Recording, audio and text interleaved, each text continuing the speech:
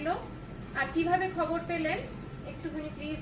আমি বালি থেকে এসেছি আর আমি ফেসবুকে একটা দেখেছি আর দিদির কাছে হেয়ার কাটিং করে খুবই খুবই পছন্দ হয়েছে। আমি নিজেই চিনতে পারছি না যে আদৌ এটা আমার হেয়ার। খুব ভালো লেগেছে।